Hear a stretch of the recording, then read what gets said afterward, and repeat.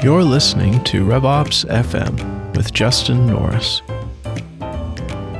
So a few weeks ago, there was a dust-up on LinkedIn about a new intent tool that enables marketers to de-anonymize specific individuals that visit your website. So not just companies, but specific individuals.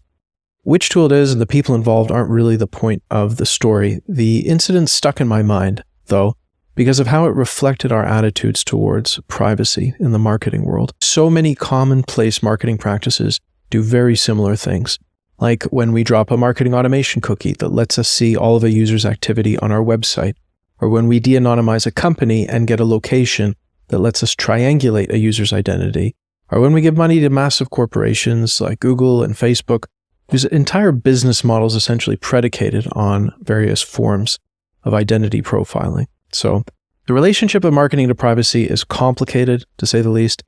Never totally sat well with me, although it is something I've accepted kind of as a cost of being in this industry. However, the whole incident really made me want to dig deeper into the current state of privacy in marketing today. And so I could think of no better person to reach out to than Stephane Hamel.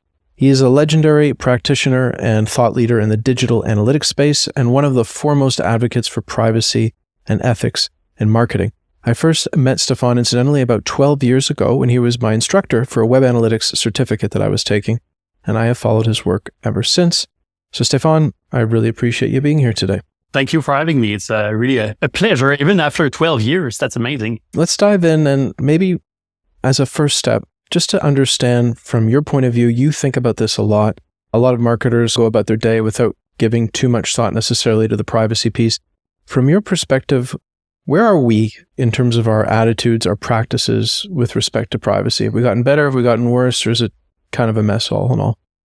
That's a really good question. Is it better or worse? Better in a sense that there's more consumer awareness. Sadly, maybe because of all the data leaks, the stories that we hear in the press and so on, marketers are more aware and conscious about the legal frameworks, be it the GDPR in Europe or the new Law 25 in Quebec, or even what's happening in the States and so on.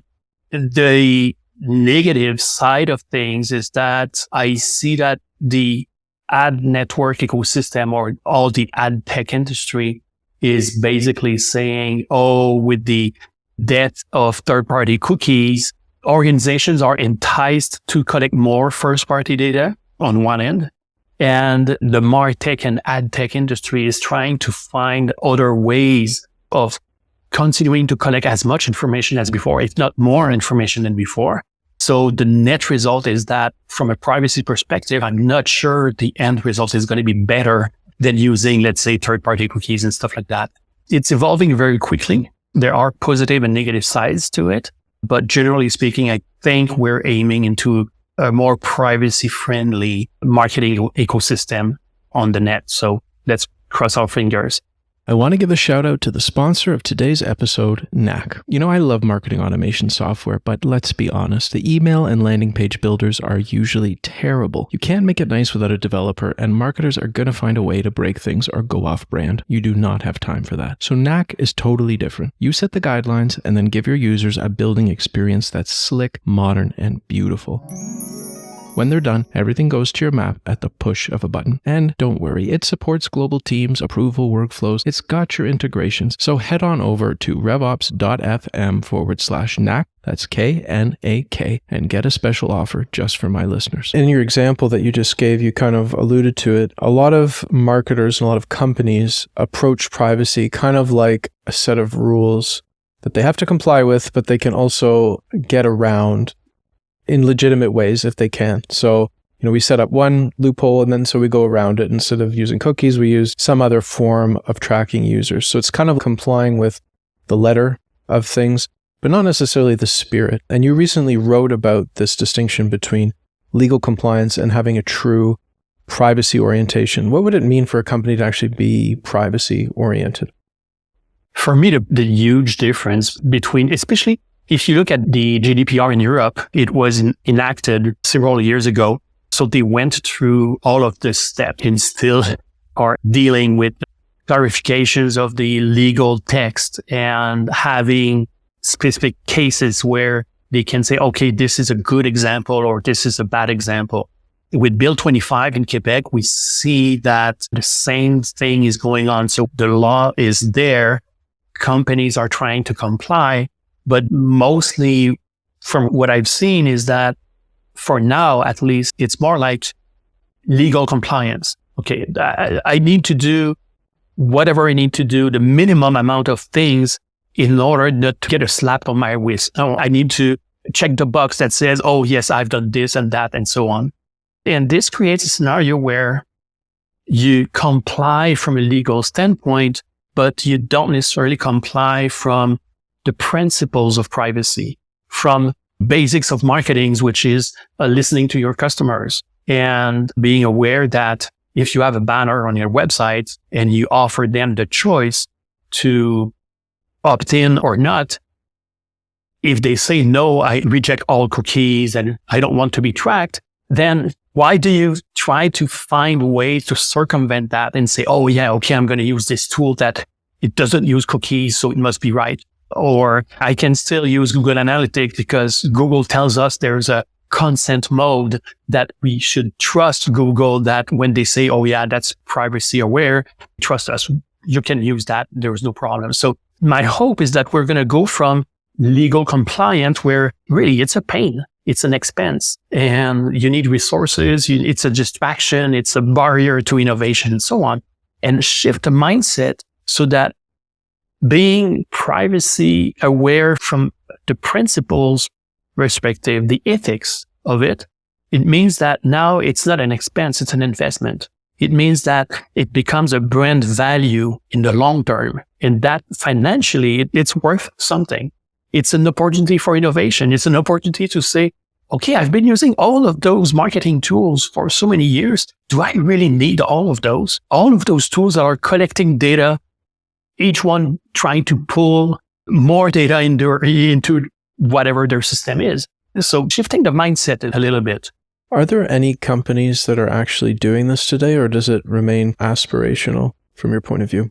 Sadly, I guess I have to admit that it's more aspirational than really seeing companies that are really embracing the whole principles of privacy. But I think that's going to change slowly, gradually. We're going to see changes where one example that I like to mention, which I find absolutely absurd, is when you look at a privacy policy, oftentimes the first statement is, your privacy is really important to us. It should be a value proposition from that brand, right? But then you realize that if you are in Europe, you get a banner. If you are in Quebec, you get a banner because the law forces you to put a banner and say, okay, we want to collect such and such information and so on. But if you're anywhere in the rest of Canada, for example, there's no banner. If you are in the States, there's no banner and it's open bar. So it's like, okay, your privacy from a brand perspective, your privacy is important to us, but it depends where you live. To me, it doesn't make sense. Either the privacy is important to the brand as a whole, or it's not. And obviously, I smiled when you said, that line, your privacy important, was because they all start with that. So it's a little bit of like a fig leaf or in a marketing speak. Is privacy actually important? So let's think about a potential company that really did value privacy. And you have this hashtag you often use in your posts, no consent, no tracking. So 100% consent-based model. Maybe just walk us through what it would look like for a company to be using that model, what they would collect, not collect, how they would interact with customers, and so on. So I guess I came up with the no consent, no tracking hashtag just because it's an opportunity to step back and think about it as a marketer before you actually do something. So I didn't want it to be like an absolute.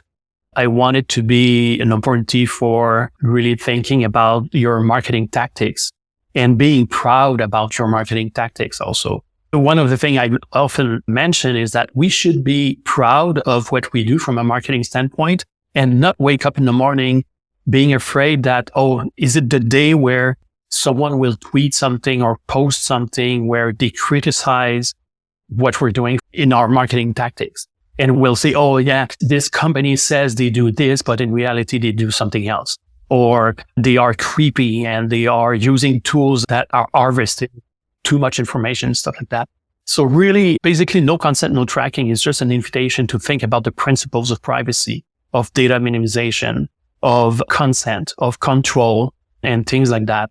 So a company could do that fairly easily by looking at the MarTech stack that they use right now and seeing if any of those tools are absolutely necessary in the first step, what data they are collecting, for which purpose. So basically doing an audit of your MarTech stack and seeing if it's all relevant, using a consent banner on your website where there's no tricks. You have the same types of buttons for agree and reject, for example, no dark pattern anywhere, and respect the user choice. I don't want to be tracked, then don't track them. Actually, one of the mistakes is that most banners that we see are talking about cookies, but it doesn't really matter. And I'm not talking from a legal standpoint, but from a principle standpoint. It doesn't matter if it's cookies or not. What matters is, are you collecting personal information? I don't care how you do it, whether you use cookies or fingerprinting or any other method. If I say I don't want to be tracked, then respect my choice. Otherwise, what happens is that consumers are taking control and they are using ad blockers and stuff like that. So at the end of the day, the marketers are not in any better situation. If we model through mentally what that consent respecting mode of marketing would look like, I guess one thing that comes to mind is less gating, less trading contact information for content. And lo and behold, a lot of people now are coming around to the notion that that's actually just a better customer experience and actually better marketing in general. Do you think that respecting the principles of privacy leads us to better marketing in all cases, in some cases, or is it sort of an it depends scenario? Well, I guess I have to say, I've done so much consulting that I have to say it depends. Of course. That's the universal question to everything.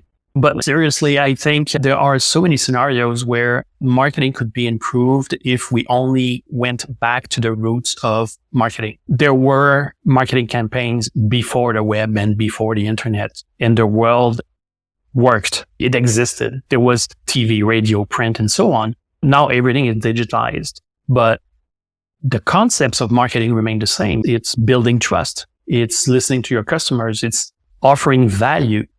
And I think it's been too easy for people to simply, okay, I'm going to spend X amount of dollars on Google or on Facebook. So kind of reassuring to say, oh, I'm spending a couple of thousands of dollars. I see how much traffic I get and I see the net result of that. Well, as much as possible, given the data that I can collect. It's kind of reassuring to work in this way. And that's how it's been for the past maybe 20 years. Can you imagine how the internet would be if from the start, the consumer had retained control over the data they want to share instead of the evolution that we've seen where, oh, there's a new trick and there's a new technology that allows you to, use geolocation and connect so much information from different browser behavior, navigation, and so on. And then, oh yeah, okay, we can be data brokers and merge the data in one place or several places, merge that with other sources of data. Oh, that's the holy grail. That's a gold mine, except that the person that benefits, I would say probably the least, is the consumer themselves. So I think we need to change that paradigm and think differently. Just like, in the courses that I'm teaching, I'm talking about the evolution of the seatbelts in cars, where initially it was consumers didn't want it. And car manufacturers said, oh, that's an additional cost and it's going to be more expensive. It's a barrier to innovation and so on. And look at where we are today. We have super efficient cars, very secure, very safe, because we don't only have seatbelts, but we have airbags and we have the frame of the car. So all that innovation came because security was an important aspect.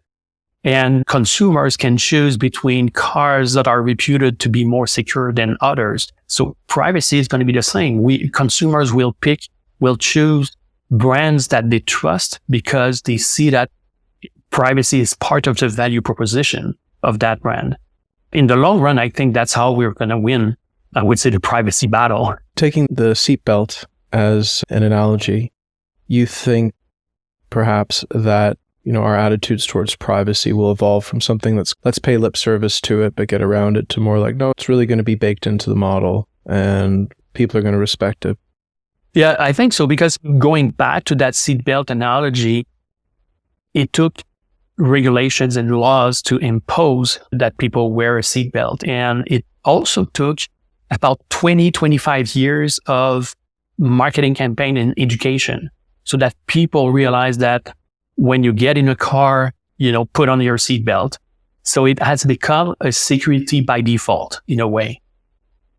I hope it won't take 25 years to educate people so that privacy by default becomes the norm, that it becomes automatic, that when you purchase something new, the default password is not password, for example. That's so obvious. But how many internet devices and IoTs and things like that were shipped with default passwords? That's not privacy and security by default. When I do audits, I see the consent banner, I reject all, and I see there's still tracking going on. That's just one by mistake. It's almost like a deliberate facade so that we have a consent banner, we have the nice legal text, but from a technical standpoint, it simply doesn't work because the privacy engineer, which is basically a new role that we see emerging, you need to have someone from an engineering standpoint that understands how to enable that banner and make sure that their tracking doesn't fire anyway. So there's a whole set of roles and new job functions that are emerging, be it from a legal standpoint or from a privacy engineering standpoint, that are becoming more important that didn't exist just a few years ago. What you just described with the cookie banner, I've seen that too. Do you think that's often just incompetence, or do you think it's malice, like deliberate flouting of the user's preference? No, I hope that most of the time it's simply because it's getting very difficult to merge the profiles of someone who understands the legal perspective, who understand the marketing perspective, and also understand how technology works to do all of those things. Having a profile that merged the three areas is virtually impossible. So that's why it's a teamwork. And maybe now more than ever, because I feel like we're in an enabling phase, a transformation phase. And we need the skills and the people who have the right skills to do those kinds of things. So I think you don't know what you don't know. So you do your best, but it doesn't mean it's fully compliant. They don't realize that clicking the reject button doesn't magically disable all the scripts that are on their website. I want to pull on this thread of the seatbelt analogy a bit more because I find it actually really interesting.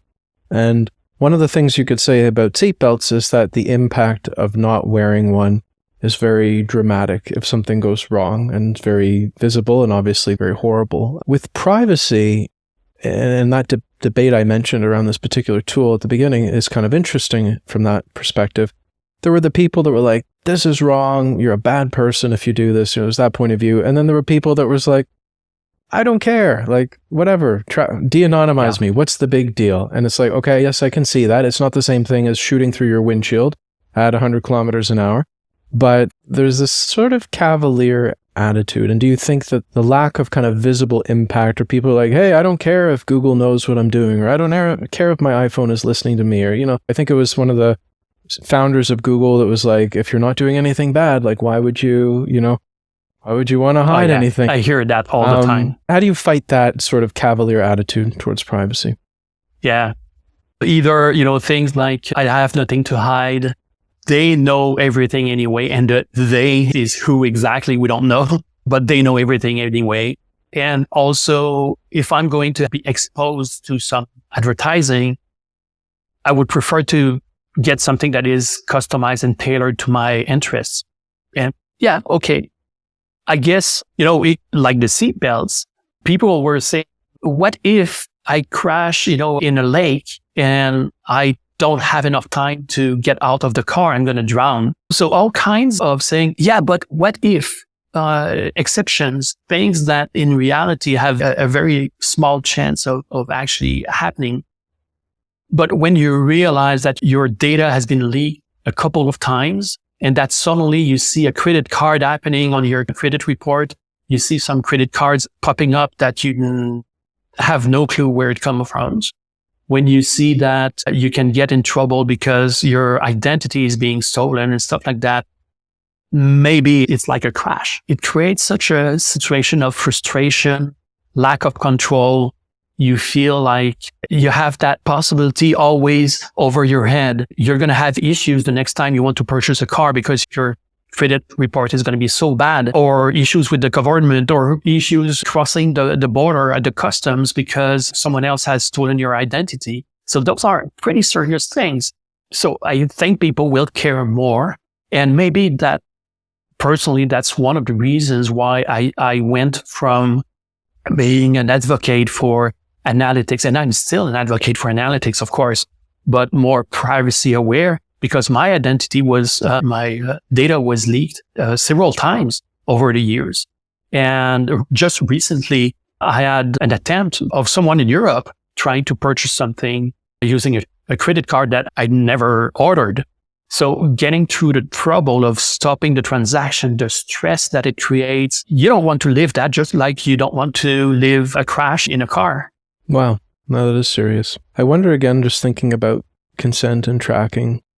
If given the choice, I usually say no, unless I'm in a hurry and they use a dark pattern, like you said, that's hard to find the reject button. I'm like, oh, whatever, like I just need to get on. But I do say no. I use an ad blocker. I try to use more privacy aware, browsers and technology, which again, to some extent conflicts with, attempting to use those technologies as an advertiser in my work as a go-to-market professional. But all that is to say, if the choice is really clear and really respected, and enough people say no, eventually those marketing tactics lose their efficacy because they're no longer there. So do you feel like those things maybe just die and we have different ways of reaching people? And like, what would those ways look like? That's a good point. Two things on that. One is, just yesterday I had a conversation where the concept that the internet or the web exists because it's subsidized by advertising, right? And that's why we get so many things for free, because it's supported by advertising. And if there's too many people who are blocking those ads or saying no, then the whole system is going to fall apart. But at the same time, when I look at media websites that are often complaining about the big bad, the Google and Facebook that are stealing their advertising revenue on media websites, yet I go there, and what I realize is that if I use an ad blocker, I don't see the ads, but there's no contextual ads either. And contextual ads doesn't require any collection of personal data. It's like if I'm on a news website and I'm in the car section, well, guess what? Maybe it's the right place to put ads about the cars and all things related to cars, and even beyond that, because you know that if people are interested in cars, they might be interested in something else. You don't need to track anyone to do that. It just makes sense. And at one point in the early days of the web, that's how it was. So there's that misconception that in order for ads to be effective, it absolutely needs to collect personal data to do it, because you need to know what are the interests of your audience. To some extent, it's true, but collecting personal data is not the only way to know about your audience. And for that matter, if you go into your Google profile, in your Facebook profile, and go deep, because you need to find it, and look at what Google and Facebook think are your interests, and you're going to be in for a shock.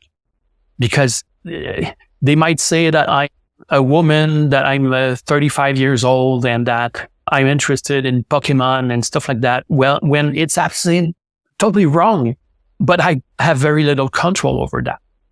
So all those interest-based advertisings, and there's so much fraud also, that's the other issue, that maybe contextual ads are going to be maybe a good alternative, much more privacy-friendly. You don't need as much data. It can be much simpler. So why not? Why not try it? That's very interesting. It reminds me of magazines. I haven't read like a real magazine in a while, but like back in the day, you get like Car and Driver, and it had a certain type of ad in it, and you'd get another type of magazine, and you kind of know who the audience is, and who's interested in that, and you advertise accordingly. Thinking about, the central issue here, the central conflict from my point of view, is that at least on a level of perception, companies are seeing a conflict between respecting privacy and their own commercial interests. And I'm sure you've seen this as a consultant going in, making recommendations. Like the de-anonymization tool is a perfect example. Oh, we can see who exactly is on our website. We can reach out to them. It's a great play.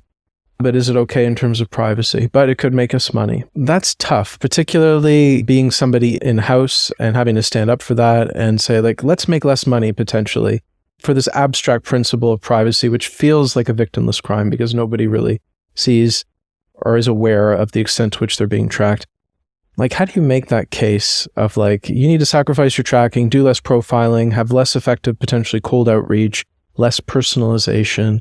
I think the contextual advertising that you mentioned is one effective potential way of thinking about that differently. How else do you make that case? I'm not saying not to track anything, because if you have, let's say, a consent banner on your website and the person says, yes, I want to get your advertising, I'm interested. And if it's done in a respectful way, you build additional trust. From a marketing standpoint, do you prefer to have like 1,000 prospects that are not really qualified, or do you want to have maybe 100 that really said, yes, I want? I think I would much rather go with the fewer that are much more qualified and not waste my dollar and my time on the 900 others that maybe have a slight chance of converting them into clients. There was that obsession about data as if it would solve everything. The discourse that was, let's collect everything, dump it into a big data lake, and eventually we're going to figure out what we want to do with it. That doesn't work anymore. Even if the data is cheap to collect, cheap to store, but pretty expensive to actually leverage. So we need to change that. And maybe small data is pretty good too. You can make very good decisions on less data, but much better data. Hopefully that's one of the aspects that we don't have a choice. We're going to see it anyway, because if we don't embrace those concepts, we're going to be forced anyway. One clear example of that is if you look at you mentioned you are using an ad blocker, and I do too. If you look at the general population, depending on the source, it might be 30% of the general population that use ad blockers. Recently, I saw 50% in the States. I think that would be pretty high. But let's say between 30 and 50% of the general population use an ad blocker. Maybe sometimes they don't even know. It's just part of their system, or they use a browser that blocks third-party cookies already and stuff like that. When I do conferences, and I remember once I had about 1,000 people in the room, and they were largely marketers and people in analytics and stuff like that. And I asked them if they were using an ad blocker. It's not super scientific. I didn't count them, but I can tell you 70 to 80% of their hands went up. So right there, to me, there's something broken if the general population use, let's say 30% of them use an ad blocker, but when you ask marketers, 70% of them use an ad blocker. What's wrong? It doesn't make sense. And we are in this industry and we both use an ad blocker. So to me, it's a really good example of that something is broken. We need to fix that. So knowing what we know, we choose not to be tracked. There is a hypocrisy in continuing to try to do that to other people. So your point of view is that through permission-based models and through alternative models, you ultimately could have, let's say, an equal, if not greater level of efficacy of your marketing? Or do you think there is a hard point at which there is that sort of devil on one shoulder, angel on the other shoulder, where it's like, am I going to make more money or am I going to do the right thing? Do you feel that marketers have to make that choice, or can they have their cake and eat it too, ultimately? Yeah, one of the arguments I hear very often is if, as a company, if I don't do it, my competitors will, so I don't have a choice. I need to continue to, play the game. But as I mentioned, we're in a transition phase. In the long run, if I have, as a consumer, I have a choice to do business with a company that is reputed to had 3 data leaks over the past 2 years, and then the alternative is another company that has a really strong reputation in terms of privacy and how they do marketing, eventually a consumer is going to win and they will go with the one they trust the most. There is no way around that. I won't mention the company, but I saw a company that they had a data leak twice in the same year, not small ones.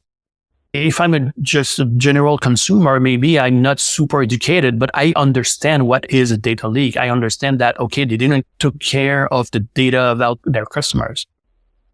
Am I going to go with them or maybe the other alternative? Just like there are consumers that really don't care that a company is polluting the environment and they don't have good practice and stuff like that. And there are consumers who will be very conscious about selecting the products that are more environmentally friendly and stuff like that. The same thing is going to happen. It's a value proposition. Almost like another branch of corporate social responsibility. And we do see exactly environmentalism, or even in the fashion industry.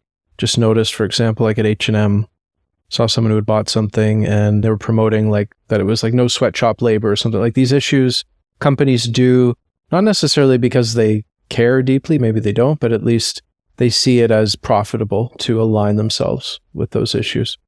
In the long run, we see the difference between the fast fashion where it's so cheap, they are exploiting people and stuff like that. It still sells, but you see in Europe, they actually enacted a law that goes against the fast fashion trend to limit the impact of those things. So right now, for example, in Canada, we see that Pipeda is over 20 years old and Bill C-27 is gradually and slowly coming back to, which would be basically the new version of the privacy law in Canada. In the States, there's a lot of action going on in each of the states and even at the federal level to have better privacy regulation. We're at that stage where there's a lot of lobbying, of course, also. So we'll see how it goes. But I think for sure it cannot go backward where it's going to be the open bar and free for all, where you do anything you want, you collect everything you want, and you sell it, share it, and merge it with anything else. That won't come back. And I think that's a good thing. If we think about the major players in this industry, like I used the term in my post the other day, the advertising industrial complex, like sort of half tongue in cheek, but we look at Google ad revenue last year, over $237 billion. Facebook ad revenue over $100 billion. These are not small numbers. Will those sorts of corporate and institutional forces, do they have a role in terms of stopping progress or taking apparent progress and kind of redirecting it in ways that ultimately still allow them to do what they do and that they will benefit from? Yeah. If we look at Google, for example, it's funny because they postponed it again, the famous death of third-party cookies, or some people call it the cookie apocalypse, but it's essentially what the ad network industry has been relying on to track people across different websites. And if you cannot use third-party cookies, then it's much harder to do that. So Google say, oh, we care about your privacy and so on, yet they've postponed the limiting of third-party cookies for so long. When you look at other browsers, be it, Firefox, be it Safari, I'm using Brave, they all block third-party cookies anyway, right now. And Chrome, the browser from Google, is one of the last to do it. And Google still continue to say, oh, we care about your privacy. We're going to stop enabling third-party cookies. But they postpone it again because their alternative either didn't pass the test of privacy or is already being challenged in court or risk of being challenged in court in Europe, because the alternative to third-party cookies is actually potentially more invasive. So again, it's a discourse where we care about your privacy, but we're going to hold back until we find another way that will pass the legal test. And then we're going to block the third-party cookies. Why don't they do it right away if they really believe in privacy? Because most of the other browsers are already limiting the third-party cookies. So they won't sacrifice hundreds of millions or billions of dollars in revenue by doing something that would basically just cut that stream of revenue.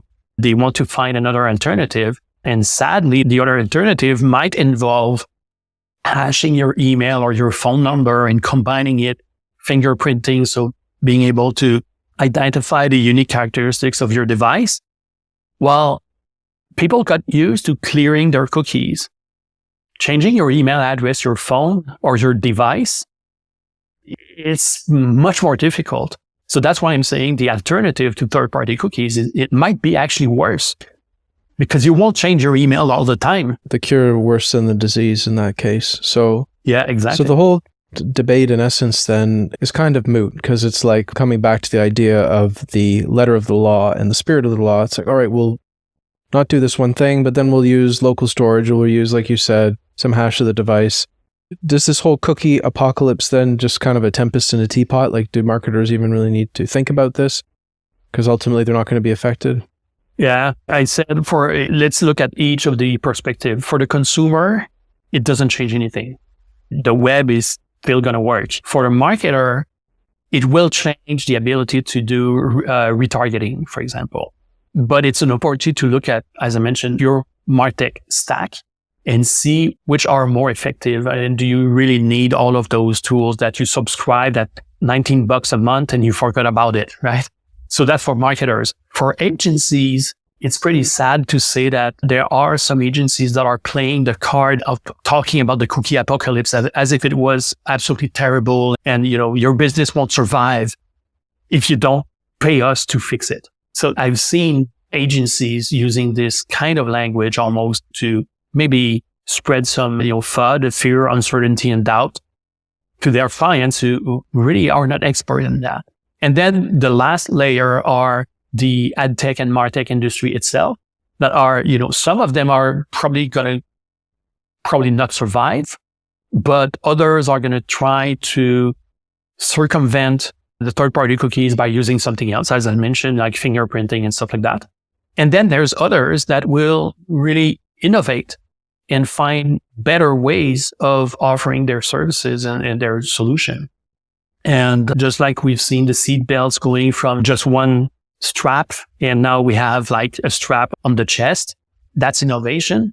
So hopefully we're going to see some of the players embracing more privacy and improving their products. It's an opportunity to innovate or die. Let's talk a little bit about AI. Obviously, a huge sea change in the last year and a half with privacy risks and perils that really haven't even been fully identified or most people aren't aware of, from companies maybe dumping their whole corporate strategy into ChatGPT without really thinking about where that goes, to maybe the ability of AI to profile us in different ways. I don't know. There's all sorts of things. How are you thinking about this? What worries you? What maybe there are benefits that I haven't considered? What's your point of view? Yeah, I think there's a distinction to make between the general publicly available Gen AI like ChatGPT, for example, where, as you mentioned, don't go there and put all your strategy.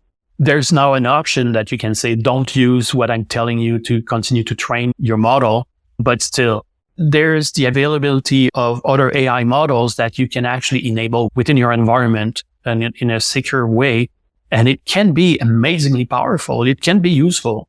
And again, that's another thing where there's no way back. The genie is out of the bottle, that's for sure. And it's interesting because when ChatGPT came out, I was teaching a marketing class to executive MBA, basically. And I had about 30 managers in the class. And that was in December 2022. And we started talking about it and we said, well, let's give it a try and let's ask marketing questions and see if we could use it to not do basic stuff like, improve my text and stuff like that, but do market research and generate new ideas and stuff like that. And those 30 managers, they had never touched ChatGPT before. And they were like kids in a candy store. They were so amazed and excited and seeing the possibilities. So following that in January 2023, I said in my class, okay, use it. Go ahead. It won't be one of those classes or school where, universities are saying, don't use it. It's cheating. It's plagiarism and stuff like that. I said, no, go the other way. Use it. Just let me know how you use it. That's the only thing I ask, is just be transparent about it. And what I see is there are students who are afraid of that and they don't know how to use it. and others that are embracing it, and the distinction is very clear. I'm afraid there's going to be a literacy gap between those who know how to leverage those tools, be it ChatGPT or anything else. So those who know how to use them and those who don't. And that's going to make a difference in the workforce. That's for sure, because the quality of the result is not the same. On the other hand, my expectations from the students have increased. My exam questions are more difficult because I know they can use ChatGPT to answer. And sometimes I will ask questions that I know cannot be answered by ChatGPT or any other tool. So my job is a little bit more difficult, but I use ChatGPT to make my job a little bit easier also at the same time. So that's true of my role as a teacher, but it's true also in consulting. It's true for marketers. I'm also giving a short course on data science and marketing. And I use it to generate Python code, do just so many things with it. So it's amazing. I wish I had those tools when I was younger. I know what you mean, though, about it being a skill set, because I had another interview recently with someone using an automation tool that allowed you to leverage AI within it for an outbound sales use case. And yes, you can use it to do a lot of things, but the amount of thinking that had to go into saying, like, now go to this website and look at this and give me this specific question. And you actually have to deconstruct a thought process and then encode it. And that is a skill that person had developed to a very high degree. But that's the point. If you don't know what you're talking about, you won't be able to leverage those tools. You will ask very basic questions and you will get crappy answers and you will end up saying, oh, Gen AI doesn't work. But that's not true. It works. But you need to first know which questions you want to ask. And in order to know that, you need to understand the discipline or the domain, the expertise of what you're talking about. Otherwise, it doesn't work. And we're going to see either people using it to save time or people using it to increase the quality. Hopefully, we're going to see more people using it to improve the quality of the end result, not just to save time. Because you can save time, but get crappy results. Do bad stuff faster. Bad work faster. Mm-hmm. Maybe the last question, Stephane, I'm just curious from a personal basis. You've been transparent and have written on a few occasions on LinkedIn about kind of the career impact that you've seen about being privacy first, which in some cases has maybe limited some of your professional prospects. Can you talk about that a little bit? And just how would you advise other marketers who are out there who may be a bit earlier in their career and can even less sort of afford to have those impacts, I guess? Yeah, there was a combination of multiple things at the same time. One was having been a freelance for so long and on the consulting side, and I'm over 55 now, and having that crazy idea that maybe with the amount of expertise and experience that I have, I could go and offer my expertise to maybe a startup in privacy tech or something like that. So I faced multiple issues, including ageism, including the fact that working remote is a barrier sometimes, the fact that going from the consulting world to the actual client side is a challenge when you've done it for so many years. And then on top of that, there's the aspect of being more privacy conscious. What I realized is that, for example, while I was super busy with coaching agencies, for example, and working with clients directly, what happened is that if you take an agency, maybe they're a little bit shy of working with me because once I open the engine and I look behind what is going on, I might reveal some stuff that maybe they would rather not see. The same is true for companies also. So it maybe I've cornered myself a little bit, but at the same time, I see that starting to change now. I see that I'm working with clients where they want to embrace a more privacy aware and privacy conscious, not just because of the legal aspect, but because they feel that's the right thing to do. It's a strategy, right? So this is starting to change. And even if I have, I think, a fair amount of credibility, I hope, in the field, I enrolled myself into New York University certificate in information privacy, just to confirm my knowledge first, and also to get that kind of stamp of credential that I felt that I needed to get. And in those courses, I see that people are coming from all kinds of background. So I expect there's going to be an increase in demand in the market for people who are in the field of information privacy, which is different from security standpoint. Security being really hardware, network, the security aspect, but with more knowledge into information privacy. So I think there's great opportunities if you combine marketing, if you combine legal, and you combine the technical aspect, at least a minimum understanding of it. I think there's a great future. That's amazing. Well, I think we have to wrap now, but just want to say I really appreciate how outspoken you are on this issue, your commitment to it, even when it's not necessarily easy or popular. I think it's an important discussion that has to be had, and just really interesting digging into this and exploring it with you. So thank you so much for being on the show. Thank you, Justin, for having me. Hey everyone, I want to invite you over to the RevOps FM Substack community, where you can sign up to get rough transcripts, show notes, longer form articles, and other bonus content. Just head over to revops.fm/subscribe to get free access. I'd also love to know what you thought of the episode.